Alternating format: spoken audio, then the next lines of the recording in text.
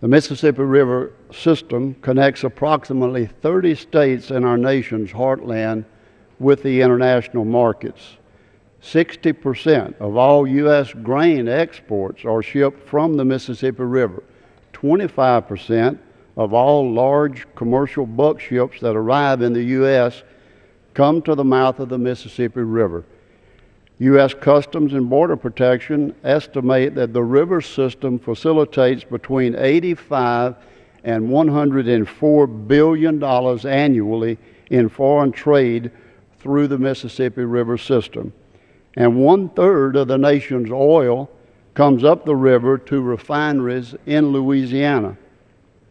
This year's historic flooding carried an estimated 60 million cubic yards of sediment down the Mississippi River.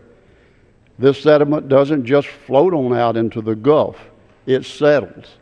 It settles all along the river, from Missouri to Lake Providence, Louisiana, on down to New Orleans, where currently 5 extra feet of sediment has built up over the normal levels. 5 feet. And for every foot that's taken away from the draft of a ship, it costs that ship $1 million. Mr. Chairman, one doesn't have to be a mathematician to tell that that's pretty expensive to our economy. The flood has not only highlighted a need for dredging, it has also damaged levees and floodways all along the Mississippi. The Corps of Engineers estimates that the river alone will have to spend an additional $1 billion to $2 billion to repair levees and floodways damaged by the recent floodwaters.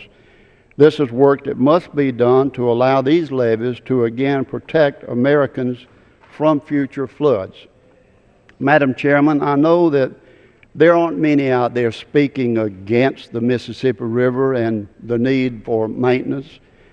They're just arguing that the money does not need to be offset, since we could call it emergency funding. And yes, we could go that route, but as we are in the middle of negotiations and debate about raising the debt ceiling, the last thing we should be thinking of is adding more to the pile of debt. We cannot continue to do this, Madam Chairman, especially when we have seen the national debt increase at an average of $3.9 billion per day, especially when the Treasury Department now projects that the U.S. debt will exceed the GDP by the end of this year. The Congressional Research Study reports that if supplemental operations had been fully offset over the last 3 decades, the federal debt could have been reduced by at least $1.3 trillion. That translates to a reduction of public interest payments of $57 billion per year.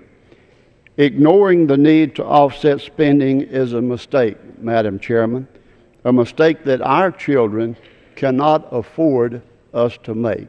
And I yield back. Gentleman yields back. Who claims time? For what purpose does the gentlelady from Connecticut rise?